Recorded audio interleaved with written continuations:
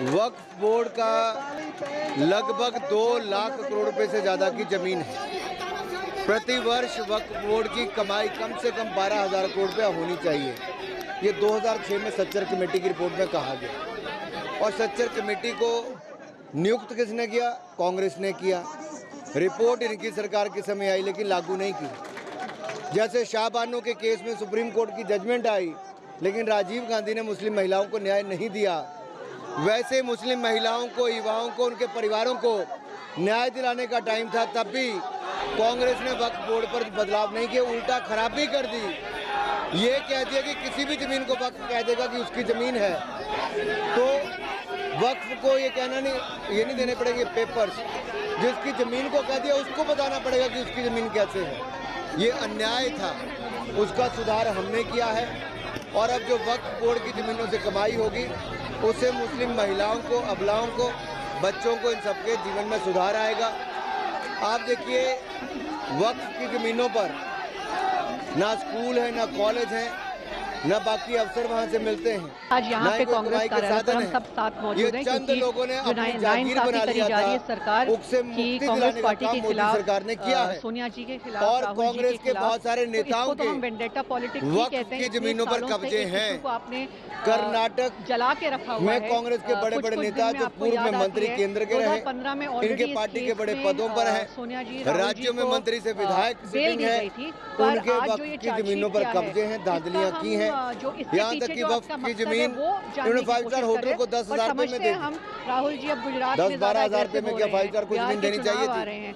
ये सारी बातें सवाल खड़े करते कि इसमें बड़े घोटाले थे, धांधलियां थी। अब इनके चेहरे बेनकाब हुए तो कांग्रेस तिल मिला रहे। पूछना चाहूंगी कि आपने कहा प्रॉपर्टी को हड़पने की कोशिश करे, कोई भी प्रॉपर्टी एक भी पैसा राहुल जी या सोनिया जी के पर्सनल नाम पे क्या ट्रांसफर हुआ है, इतना ही कहूंगी मैं, इससे ज्यादा नहीं कहूंगी। कांग्रेस की सरकारों में चाहे कसाब आया, तब राणा आया, ऐसे अनेकों लोगों ने आकर बम धमाके ही किए। हिंदुस्तान में एक ने एक को बम धमाके कांग्रेस की सरकार के समय हुए। कांग्रेस हाथ पे हाथ धर के बैठी रही, लेकिन मोदी सरकार ने विदेशी धरती से भी, विदेशी सरकारों से भी उन गुनहगारों को वापस पकड़कर लाए। अब हमारे हिंदुस्तान के कोर्ट उनको सजा सुनाएंगे और ऐसे लोग जिनको फांसी मिलनी चाहिए उनको फांसी के तख्ते तक पहुंचाएंगे। फर्क इतना, ये कांग्रेस के समय बम धमाके होते थे, मोदी सरकार में बम धमाके करने वालों को पकड़ा जाता है और उनके खिलाफ कड़ी कार्रवाई की जाती है। कांग्रेस हाथ पे हाथ धर के बैठी थी, हमने हाथ लंबे करके विदेशों से उनको खींच कर लाए। वक्फ बोर्ड का लगभग 2 लाख करोड़ रुपए से ज्यादा की जमीन है। प्रति वर्ष वक्फ बोर्ड की कमाई कम से कम 12,000 करोड़ रुपया होनी चाहिए। ये 2006 में सच्चर कमेटी की रिपोर्ट में कहा गया और सच्चर कमेटी को नियुक्त किसने किया? कांग्रेस ने किया। रिपोर्ट इनकी सरकार के समय आई लेकिन लागू नहीं की।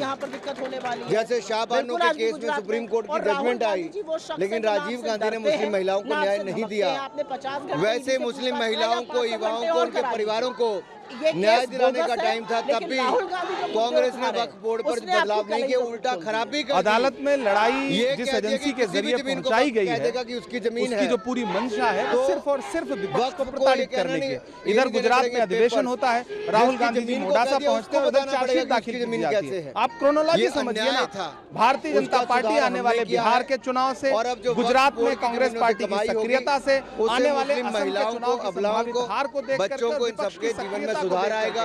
400 पार के नारे के बाद भी 240 की जमीनों पर जाने के बाद ना स्कूल है, ना कॉलेज है, पूरी तरह से न बाकी अफसर वहाँ से मिलते हैं, साधन ना ही कोई कमाई के साधन है। ये चंद लोगों ने अपनी जागीर बना लिया था, उससे मुक्ति दिलाने का काम मोदी सरकार ने किया है। और कांग्रेस के बहुत सारे नेताओं के एक गांधी परिवार वक्फ की जमीनों पर कब्जे हैं। देश के लिए दान कर्नाटक पर इस तरह के आरोप में कांग्रेस के बड़े बड़े नेता जो पूर्व में मंत्री केंद्र के रहे, इनके पार्टी के बड़े पदों पर हैं, राज्यों में मंत्री से विधायक सिटिंग है, उनके वक्फ की जमीनों पर कब्जे हैं, धांधलियां की हैं।